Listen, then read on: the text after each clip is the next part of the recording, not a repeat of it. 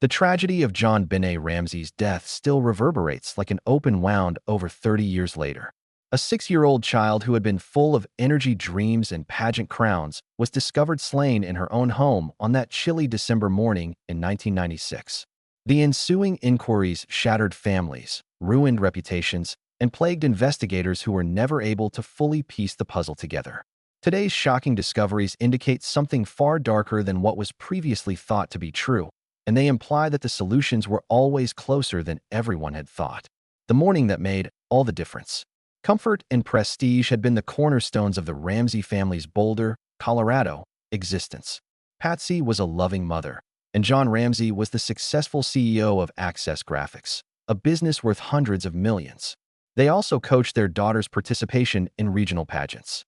Shortly after Christmas, on December 26, 1996, the ideal American family was destroyed in ways that will never be repaired. When Patsy Ramsey called 911 at 5:52 a.m., she told the operator that her 6-year-old daughter was missing in a strained and frantic voice. A 2.5-page ransom note seeking $118,000, exactly the same amount as John Ramsey's job bonus for that year, was found on the stairway. Written on paper from within the Ramsey residence, the note was oddly specific and remarkably comprehensive. Despite their prompt arrival, the police committed critical mistakes that continue to reverberate in every case study. They limited their attention on JonBenét's bedroom rather than the entire house as a crime scene. What might have been crucial evidence was tainted by the unfettered movement of friends, family, and even the pastor of the family through the house. Officers waited for the alleged kidnapper's call, which never arrived, treating the scenario as though it were a kidnapping. An investigator invited John Ramsey and a family friend to research the residence later that afternoon. A room in the basement was opened by John and discovered his daughter's tiny body on the ground, her mouth covered with blanket duct tape. A makeshift garrote constructed from one of Patsy's paintbrushes had been used to strangle her after striking her in the head. Her own father's horrifying revelation was just the start of what turned out to be one of the most poorly managed and contentious murder investigations in American history. The inquiry into JonBenét's death descended into chaos, errors, and public suspicion from the first few hours. Boulder police ignored the idea of an intruder still inside the house and handled the case as if it were a kidnapping. Even though John Ramsey's sole motivation for carrying his daughter's body upstairs was sadness, the conduct ruined any possibility of keeping forensic evidence at the crime scene. Even one of the most bizarre ransom notes ever left behind was handled badly. It sought precisely $118,000, a sum so specific that many questioned whether the author was aware of John Ramsey's personal resources. It was written with extravagant flourishes and spanned 2.5 pages. Within a few weeks, the parents became the target of suspicion. The family's composed manner was difficult for the police to reconcile with their expectations of bereaved parents. Particularly, Patsy Ramsey's actions came under close examination. She repeatedly insisted that neither she nor John had hurt their daughter in emotional and defensive interviews. In 1998, she instructed investigators, "Go back to the damn drawing board. Neither John Ramsey nor I did it." Though she denied it, for years, theories about parental participation dominated the news. Every piece of information was used by the media. Pageant pictures of JonBenét wearing dresses and makeup were widely circulated by tabloids, which fueled a narrative that conflated spectacle and victim. If Patsy wrote the ransom note, if the Ramseys organized a cover-up, or whether young Burke, who was 9 at the time, may have reacted angrily were all topics of constant discussion on talk shows and among commentators. Second only to the O.J. Simpson trial in terms of its scope and controversy, the case turned into a cultural fixation. Important tangible evidence was missed in the interim. An untested rope was discovered in a guest bedroom. Although Patsy's clothing was connected to fibers on duct tape, contamination was not completely ruled out. Years of animosity between the police and the district attorney's office resulted from their ineffective coordination. By the late 1990s, the probe had become so disjointed that layers of rumors, leaks, and acrimonious rivalries appeared to have hidden the truth. The larger tragedy for the Ramsey family, who were already traumatized by the murder, was having to live with a persistent suspicion. Dead ends, DNA, and questionable shadows. Science started to become more involved in the case as the new millennium drew near. Something that should have completely changed the focus was discovered in 1998 by DNA testing. JonBenét's clothes contained unidentified male DNA. Burke, Patsy, or John didn't own it. Despite this revelation, the evidence remained ignored for years as authorities continued to concentrate mostly on the family. Instead of providing clarification, the results caused greater confusion when they were finally made public. Investigators examined further possible candidates. Due to his close relationship with JonBenét, Bill McReynolds, a neighbor who dressed as Santa Claus for holiday parties, came under scrutiny. In a revelation that many found disturbing, he acknowledged that she had once given him glitter that he wanted combined with his ashes when he passed away. However, there was no proof linking him to the killing. Shortly after JonBenét's passing, another man, Gary Oliva, who lived close to the Ramsey residence, called a friend to confess to hurting a little girl. Suspicions were heightened when he was arrested for possessing child pornography years later.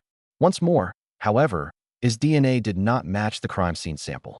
When American teacher John Mark Carr confessed to the crime in 2006 while residing in Thailand, it was possibly the most strange turn of events.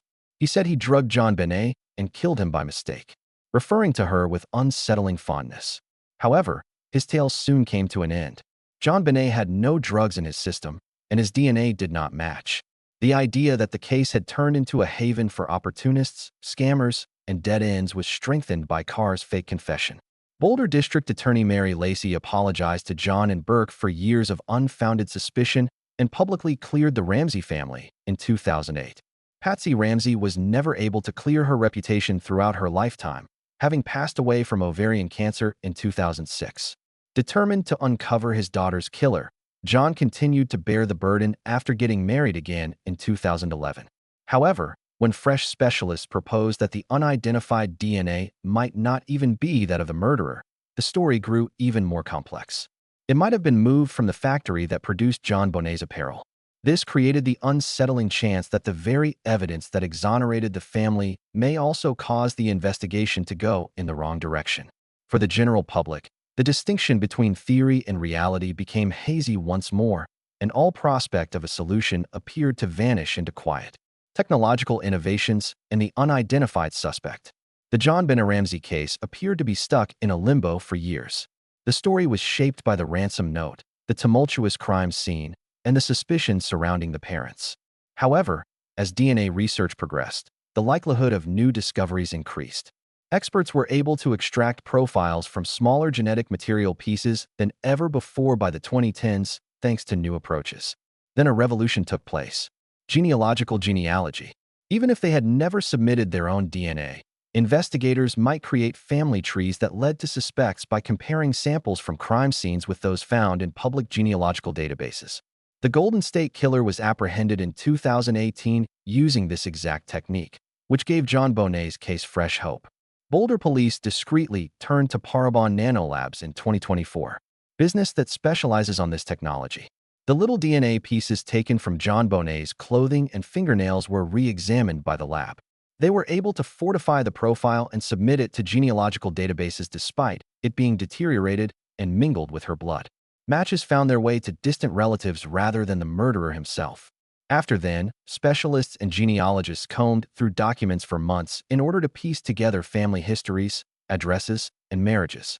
At last, the investigation identified a man who had never been suspected by the police. In 1996, he was 34 years old and lived 2 miles away from the Ramsey residence. He was 62 in 2024. He was employed by a catering business that catered events in the area, including one that was held close to the Ramsey residence during the Christmas season.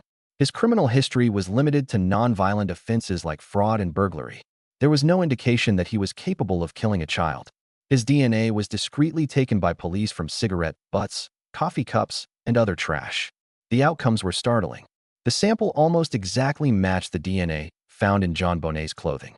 Even more unsettling links were found when his items were searched. An old jacket from the 1990s with handwriting samples from job documents and fibers similar to those on JonBenét's clothes. It was remarkably similar to the ransom note. Investigators have been circling the wrong targets for almost 30 years. They had discovered a suspect who had been hiding in the shadows all along, thanks to science. However, there was no relief from the revelations. They just brought with them more sinister inquiries, the lost links, and police blunders. A nagging issue was raised when a hidden suspect was found so near the Ramsey residence. How could he have gone unnoticed for almost 30 years? The solution was found in a series of mistakes that started on the first day and got worse over time.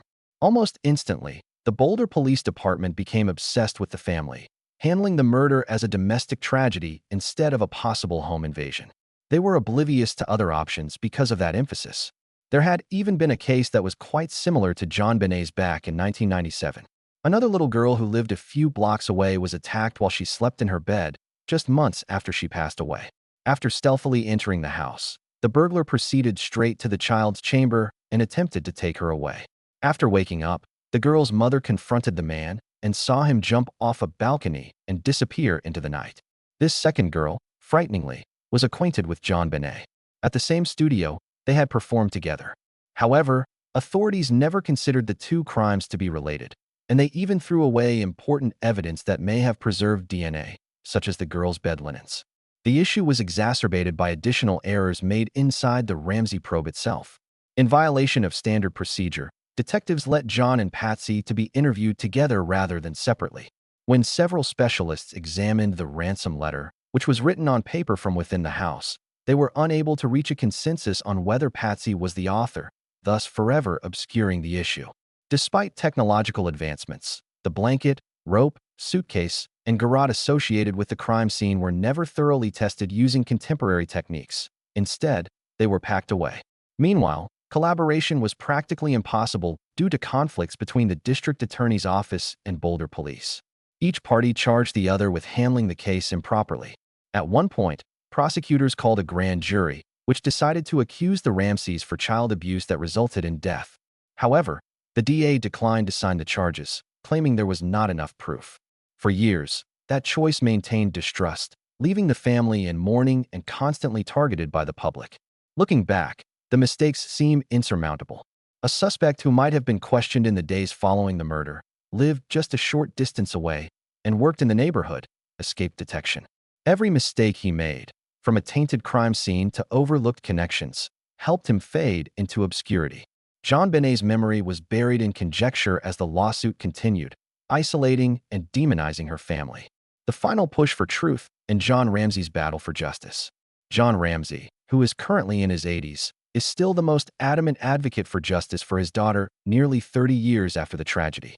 Even though he got married again, the guilt over JonBenét's death has never gone away.